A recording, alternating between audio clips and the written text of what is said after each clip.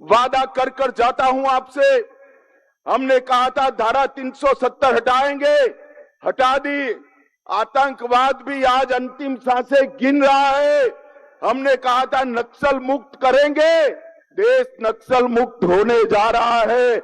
और आज कहकर जाता हूं पंजाब को, आप फरवरी में आशीर्वाद दे दीजिए। 2 साल में हम पंजाब से मूल समेत नशे के कारोबार को उखाड़ कर फेंक दें। भाइयों बहनों, ये आप पार्टी की जो सरकार है वो किसानों को गुमराह करे। ये कांग्रेस पार्टी और राहुल बाबा किसानों को गुमराह करे। मैं उनको कहने आया हूं, अभी संसद में बोलते थे, आप पार्टी के केजरीवाल ने भी फोन किया कि अमेरिका के साथ जो ट्रेड डील हुआ है उससे किसानों का नुकसान। पंजाब के किसान भाइयों बहनों, इनकी बात मत सुनना, ये झूठ बोल रहे हैं, झूठ बोल रहे हैं।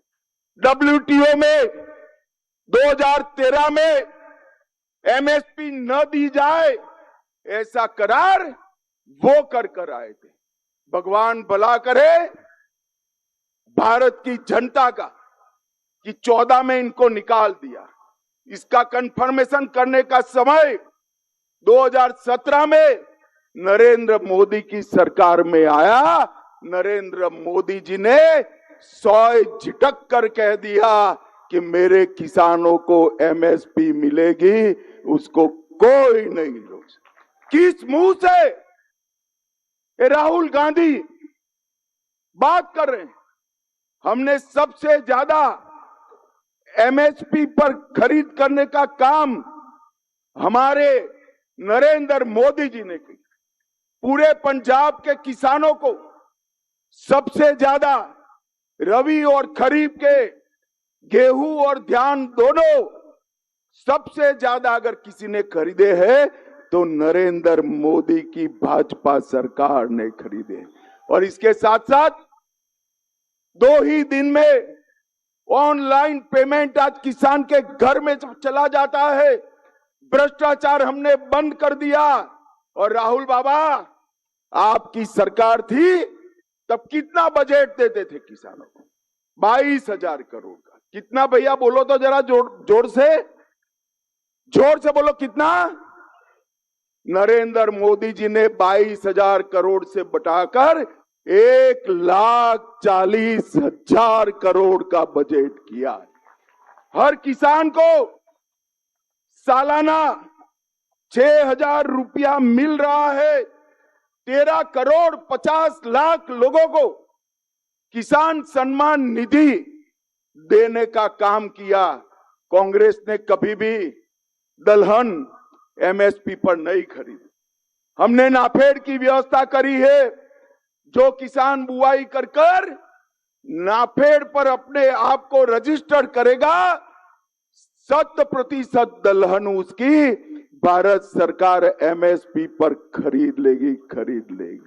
हम मक्के को भी MSP पर खरीद रहे हैं। और इसके साथ साथ फर्टिलाइजर का उपयोग कम करने के लिए हम प्राकृतिक खेती की ओर भी बढ़ रहे हैं।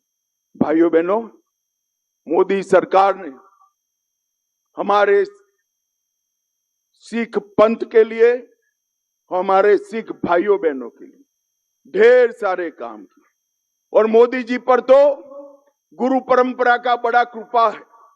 देखिए, तेग बहादुर जी का 350वां बलिदान साल भी मोदी जी के समय में आया। नानक देव जी का 550वां प्रकाश वर्ष मोदी जी के समय आया। तेग बहादुर जी का 400वां प्रकाश पर्व मोदी जी के समय में आया। सरबंस दानी दसम पिता का 350वां प्रकाश पर्व मोदी जी के समय में आया। और मोदी जी ने इस सभी पर्वों को राष्ट्रीय पर्व बनाकर कश्मीर से लेकर केरल तक और द्वारका से लेकर कामाख्या तक गुरुओं का संदेश पहुंचाया।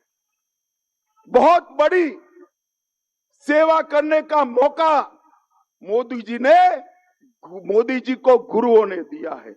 और भाइयों बहनों, एक बात याद रखना, दशम पिता के साहबजादों जैसा बलिदान पूरे विश्व में कहीं इतिहास में नहीं, मगर इसको कोई सम्मान नहीं करता था।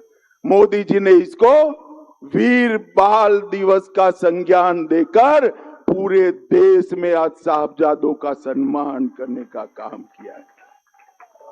84 के सिख दंगों में सिखों पर जुर्म करने वाले सारे लोगों के खिलाफ 350 मामले हमने रजिस्टर किए।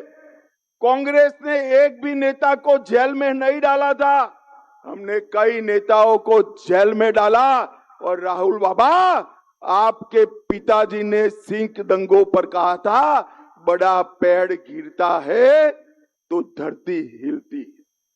भाइयों बहनों, हर सिख दंगा पीड़ित परिवार को 5 लाख का मुआवजा देने का काम नरेंद्र मोदी जी ने। अफगानिस्तान और पाकिस्तान से जो सिख बंधु भगिनी आए, उनको नागरिकता देने का काम किया। अफगानिस्तान में स्थिति बिगड़ी।